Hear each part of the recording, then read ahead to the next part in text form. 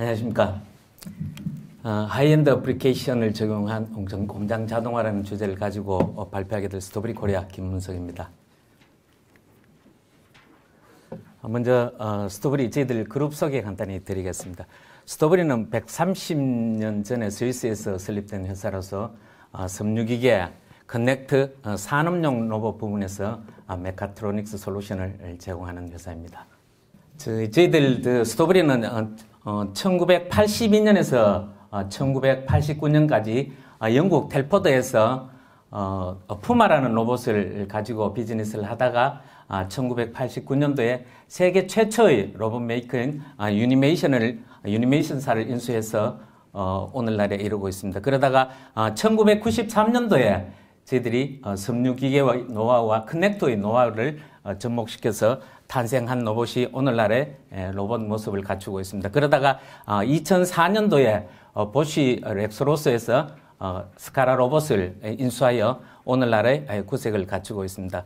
그러다가 2017년도에 저희들이 첫 번째 협동 로봇과 TX2 터치 로봇을 출시하게 되었습니다. 그리고 AMR 로봇을 그때 당시에 같이 출시하게 되었습니다. 그리고 2018년도에 AGV와 모바일 솔루션 제공을 위한 WF사도 인수를 하여 스마트 팩토리와 인더스트리 4.0을 준비하게 되었습니다. 스토브리 제품 라인업입니다. 저희들 스카라 로봇 4종류와 그리고 세이프티 터치, 여러 종류의 세이프티 터치 로봇을 준비하고 있습니다. 그리고 AGV 플랫폼입니다. 저희들은 주로 5에서 500톤까지의 고하중 AGV를 준비를 하고 있습니다. 그리고 방금 제가 소개드렸던 헬모라고 하는 모바일 로봇도 준비를 하고 있습니다. 그리고 육관절 로봇 한 11종류를 준비를 하고 있습니다. 2.5kg에서 150kg까지의 다양한 로봇을 준비를 하고 있습니다. 방금 소개드렸던 AGV 동영상 간단히 보도록 하겠습니다. 저희들은 주로 고하중 5톤에서 500톤까지의 고하중 AGV를 취급하고 있습니다. 다양한 사이즈의 AGV를 갖추고 있고요.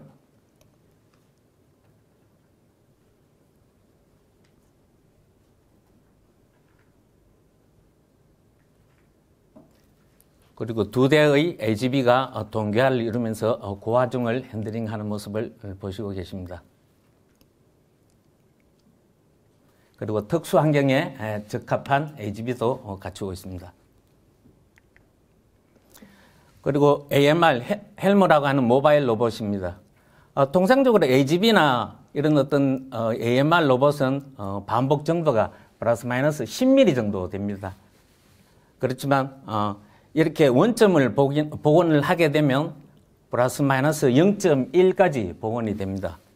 저희들은 커넥터 전문 회사이기 때문에 항상 작업을 하고 있는 동안에 차징을 하게 됩니다. 이 차징을 하게 되면 IO라든지 에어가 자동 연결되게 됩니다.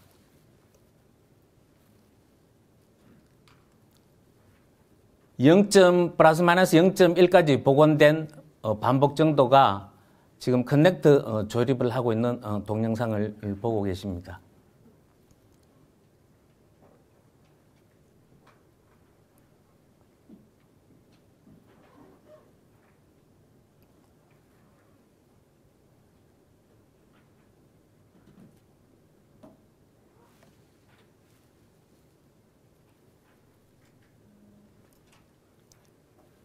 이 작업 구간에서 작업이 끝나고 나면 차징을 하고 있던 커넥터를 분리해서 자기 바디에 얹고 다음 장소로 이동을 하게 되겠습니다.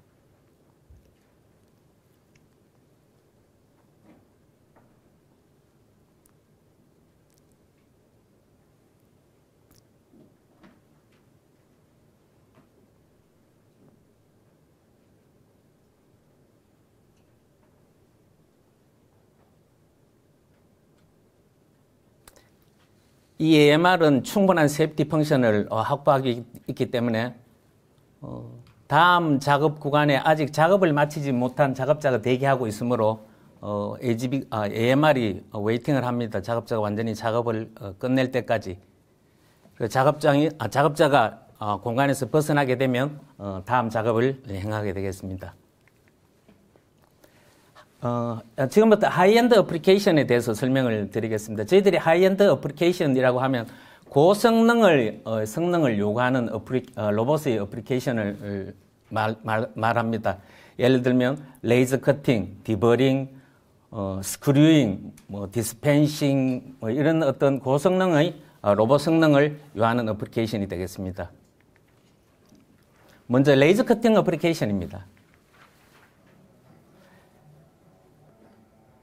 보시는 바와 같이 레이저 커팅이라고 하면 홀이나 사각 등을 가공을 하게 됩니다. 그래서 굉장히 높은 트래젝터리 어큐리시가 필요하고요. 그리고 워크와 로봇이 고정이 되어 있으므로 반복해서 작업을 계속 진행을 해야 되기 때문에 높은 패스 리피트빌리티가 요구가 되겠습니다.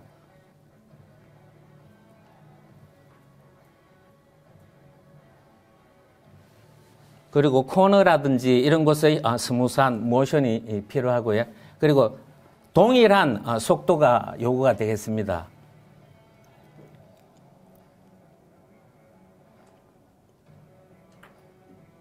그리고 대부분의 이런 레이저 커팅의 티칭은 오프라인 티칭 소프트웨어를 이용해서 CAD 데이터를 받아서 옵니다. 그래서 정확도 또한 요구가 되겠습니다. 다음은 디버링 어플리케이션입니다. 지금 좌측에 보이는 이 그림은 항공기 엔진을 디버링하고 있는 사진입니다. 보안상 제가 동영상을 가지고 오지 못했는데 보시는 바와 같이 많은 홀들이 보이실 겁니다. 머시닝에서 가공을 하고 나면 이런 홀들이라든지 가공한 면들이 날카로운 면들을 디버링을 하게 됩니다. 제가 동영상도 하나 준비를 했습니다. 이 동영상은 스위스의 고급 시계를 디버링하는 동영상입니다. 이 어플리케이션 또한 어떤 트래젝터리 어큐레시라든지 패스 리피트빌리티 등이 굉장히 요구되는 어플리케이션이 되겠습니다. 당연히 디버링을 하고 있는 동안은 절대 바이브레이션이 없어야 되겠습니다. 그야말로 고성능의 로봇 성능이 요구되는 디버링이라고 하겠습니다.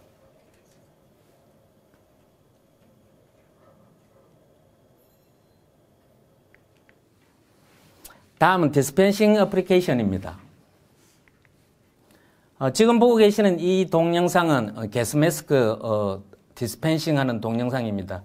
여기 보시는 디스펜싱기에서 나오는 디스펜싱 점액의 나오는 스피드와 이 모션의 스피드가 동일해야 됩니다. 스토브리 로봇은 이 모든 모션을 티칭을 하고 나면 동일한 속도로 움직이게 할 수 있는 펑션이 있습니다. 여기도 물론 코너의 작게 돌아가는 모션을 가능해야 되고요. 그리고 전체 구간의 어떤 리피트빌리티라든지 트래젝터리 어큐리시 또한 요구가 되는 어떤 그런 어플리케이션이 되겠습니다.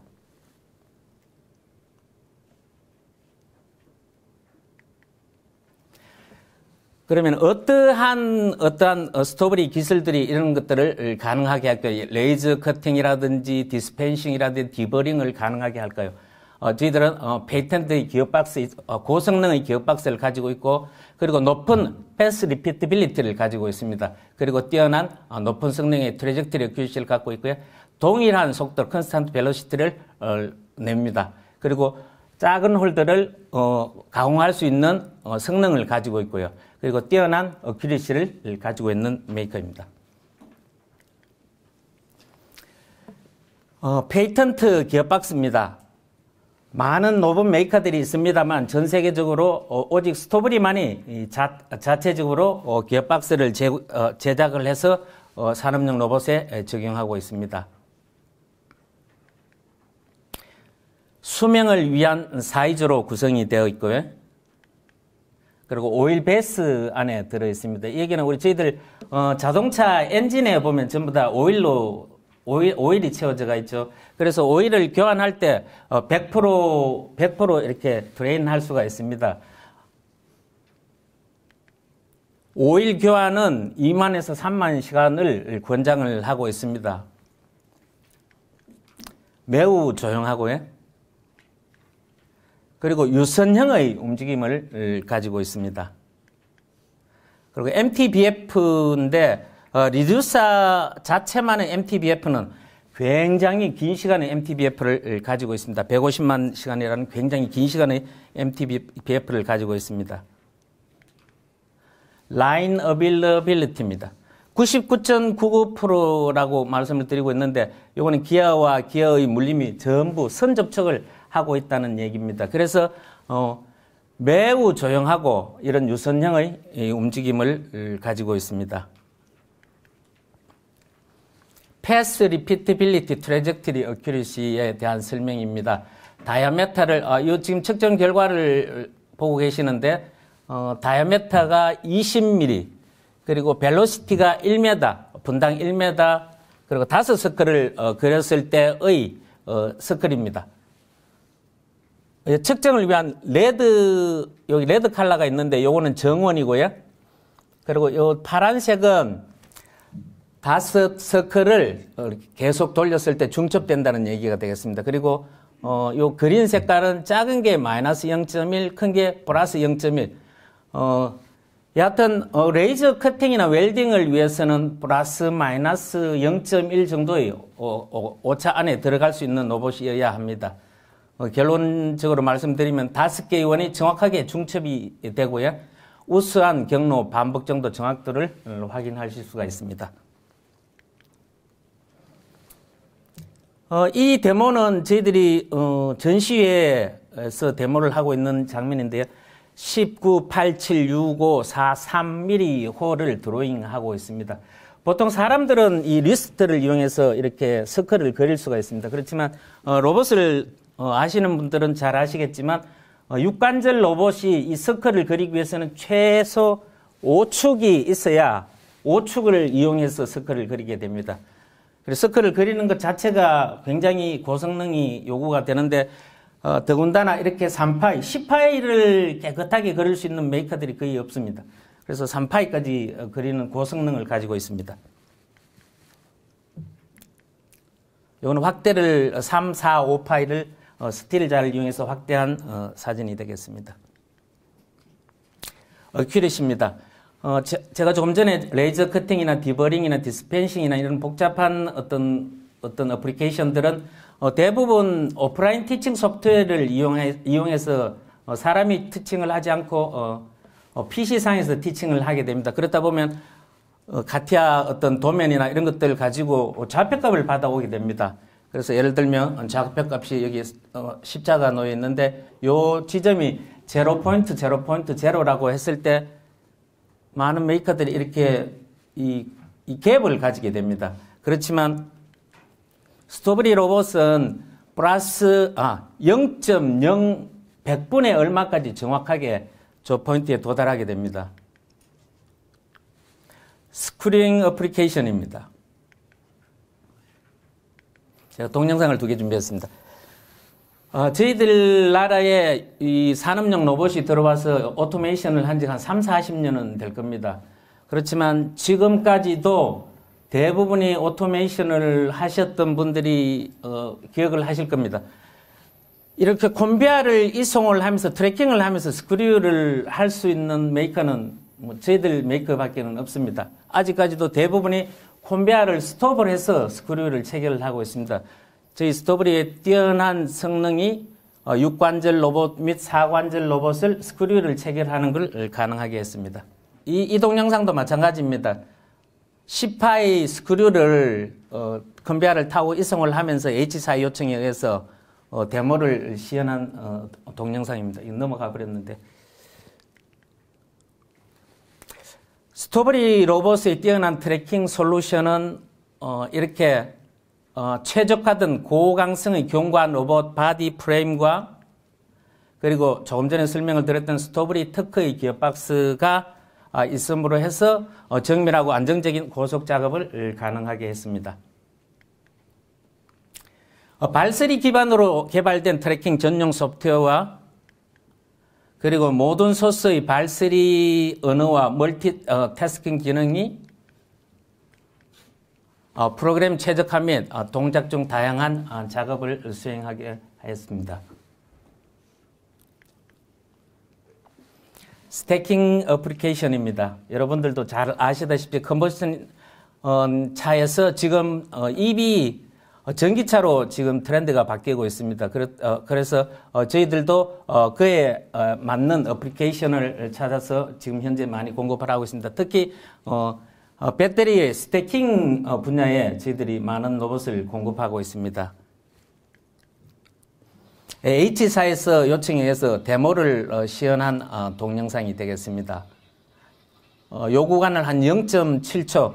스태킹은 이 필름이 적층을 할 때 플러스 마이너스 0.1 정도의 오차 범위 안에 들어와야 됩니다. 그러면 어떠한 스토브리 기술이 이러한 스태킹을 빠른 스태킹을 실현 가능하게 했는가를 보면 고속 안정성, 저희들의 안정된 고속 안정을 바이브레이션 없이 빠르게 할 수 있는 고속의 모타와 그리고 짧은 안정화 시간이 이 어플리케이션을 가능하게 했습니다. 위치 안정화 시간입니다. 예를 들어 스태킹을 할 때 왼쪽, 오른쪽에 가서 잠시라도 멈추고 스태킹을 하게 됩니다.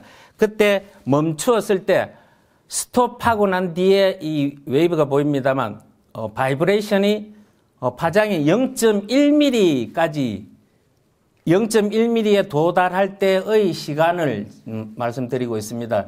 TX90이라고 20km 정도의 페이로드가 도달하는 안정화, 완전히 스톱하는 데 도달한 시간이 90ms, 0.09초 정도 걸린다는 얘기입니다. 다음은 사관절, 스카라 로봇의 안정화 시간입니다. 20mm, 280, 한 20mm를 0.4초의 사이클로 돌렸을 때 측정한 결과입니다. 0.01초 정도가 걸립니다. 예를 들어서 타사와 비교를 했을 때 전체 20, 280, 20 정도를 한 사이클을 돌릴 때 0.4초가 걸렸다면 타사는 좌측에서 안정화가 되는 데까지 걸리는 시간이 0.2초, 오른쪽에서 안정화가 되는 데까지 시간이 0.2초. 그럼 토탈 0.8초죠. 그런데 스토브리는 각 축에 좌우측에 한 축에 걸리는 안정화 시간이 0.01초입니다. 그래서 0.4에 0.01초에는 거의 없는 거죠. 그래서 0.4초, 타사는 0.8초, 반 정도의 짧은 시간이 걸립니다. 워싱 어플리케이션입니다. 제가 동영상을 3개를 준비했습니다. 전시에 저희들 출시했던 동영상이 되겠습니다. 실제 이렇게 물속에 완전히 잠수함처럼 이렇게 담궈 두고 하는 어플리케이션은 그렇게 많지는 않습니다만 저희들이 조금 과장을 해서 전시를 하고 있습니다. 보시는 바와 같이 물속에 담궈 두고 지금 작업을 하고 있습니다. 특수 코팅 처리를 하고 있기 때문에 보통 저희들이 이런 방수로 워싱 어플리케이션의 로봇은 세척이나 이런 분야에 많이 쓰이고 있기 때문에 세척을 하고 할 때 예를 들어서 다이캐스팅이나 이런 쪽에서 가공된 물질을 절상유를 이용해서 가공을 하다 보면 오염이 되죠. 그래서 산이나 이런 어떤 산을 섞어서 세척을 하게 됩니다. 그래서 그에 견디기 위해서 특수 코팅 처리를 하고 있고요. 이렇게 물속에서 완전히 담궈두고 작업을 할 수 있습니다. 특수 코팅 처리와 내압을 걸도록 하고 있습니다. 조금 뒤에 자세하게 다시 설명을 드리겠습니다만 내압을 걸고요. 다음 동영상은 실질적으로 자동차 1차 밴드에서 현재 세척하고 있는 동영상입니다. 방금 제가 설명드렸습니다만 다이캐스팅유에서 머시닝을 할 때 절삭류라든지 이런 어떤 잔류물들이 남게 되는데 100% 제거를 하기 위해서 이렇게 고압 세척을 하게 됩니다. 특히 0.3파이, 0.5파이의 홀을 강화하게 되면 지금 현재의 트레디셔널한 세척 100바 정도의 세척을 하게 되면 그렇게 작은 홀에 남아있는 이물질은 제거를 못합니다. 그래서 로봇의 정확도를 이용해서 정확하게 200바, 300바씩 고압을 풀어서 완전히 이물질을 제거를 합니다.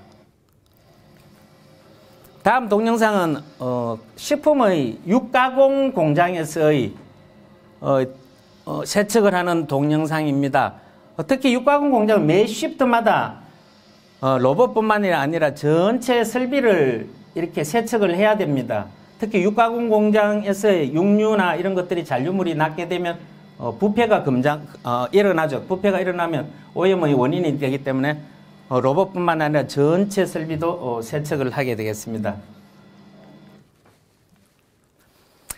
완전한 구형의 작업 반경과 로봇 내부에서 연결되는 공압 및 전기 배선을 제공합니다. 저희들처럼 이렇게 내부로 하네스라든지 뭐 이런 것들을 공급을 하고 있고요. 그 위에 젖은 공간과 젖지 않은 공간을 완전히 분리를 합니다.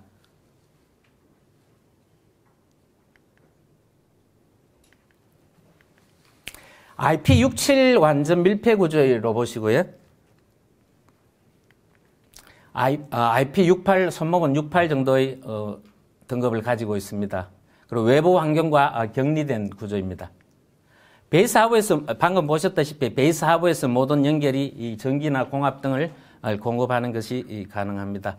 가압 시스템을 위한 기밀 유지 및 모니터링을 할 수 있습니다. 0.3바 정도로 저희들 페인트 로봇의 퍼지 기능처럼 가압을 겁니다. 가압을 걸다가 만일에 실이나 이런 데 누유가 생긴다면 이게 드롭이 되겠죠. 떨어지겠죠. 0.3바보다 적게. 그러면 모니터링해서 알람을 띄워줍니다.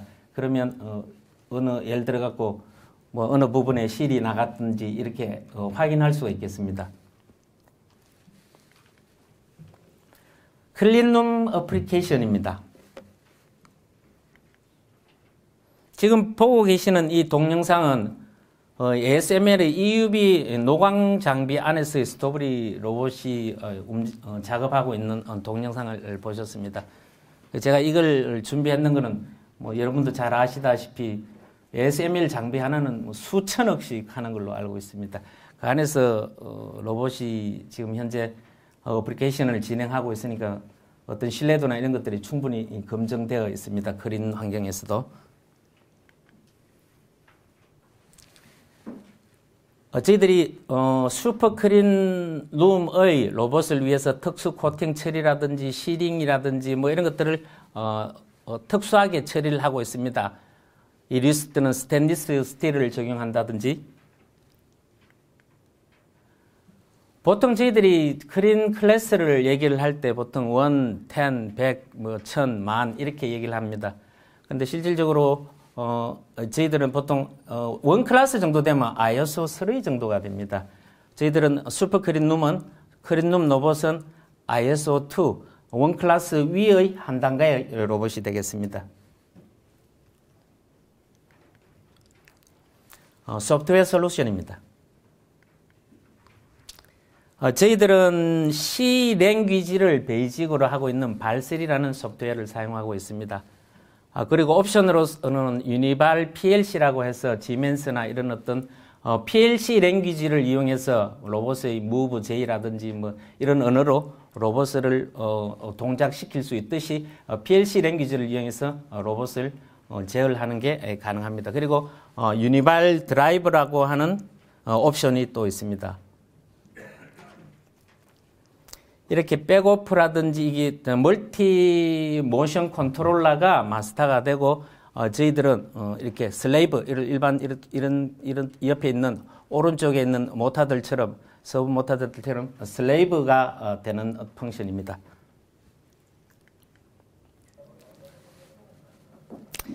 기존에 이미 예를 들어서 인젝션 몰딩 머신이라고 하면 기존의 모션 컨트롤러를 이미 가지고 있습니다. 그 모션 컨트롤 랭귀지가 있으니 저희들의 발3 랭귀지를 따라할 필요가 없습니다. 그래서 여기 지금 현재 보시는 동영상은 백오프의 컨베어가 되겠습니다. 백오프의 컨베어가 되고 저희들 로봇이 있습니다. 백오프의 컨베어도 슬레이브가 되고 저희들 로봇도 슬레이브가 됩니다. 그래서 100% 동기화 시킬 수가 있습니다.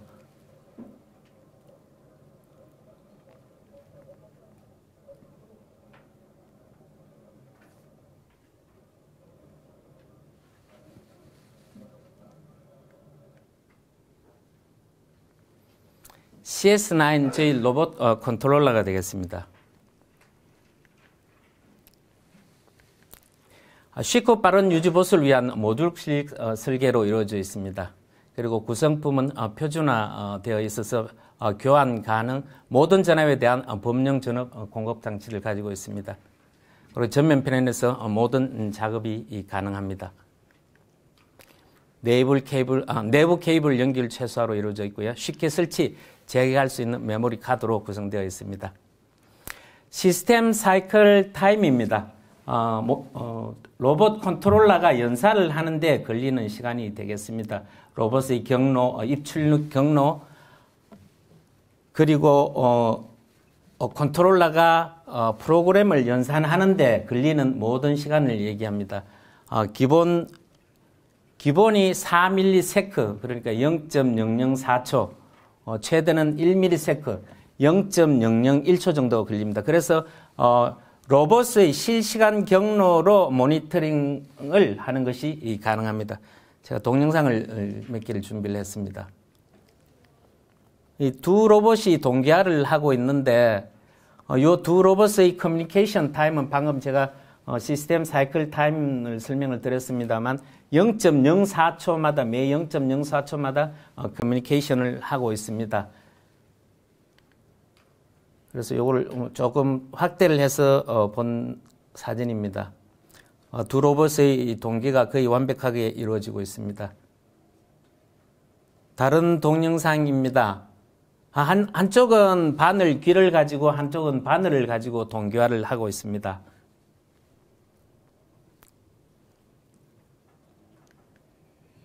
이건 확대된 영상이 되겠습니다. 한쪽은 바늘과 한쪽은 바늘 귀를 가지고 100% 동기화를 이루고 있는 영상이 되겠습니다.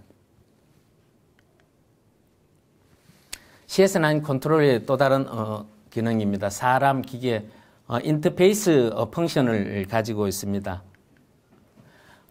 특히 소규모 시스템을 위한 차별화 요소, 소규모 시스템 비용 절감, PLC를 대체를 할 수 있습니다. 예를 들면 이렇게 비전이 있고요.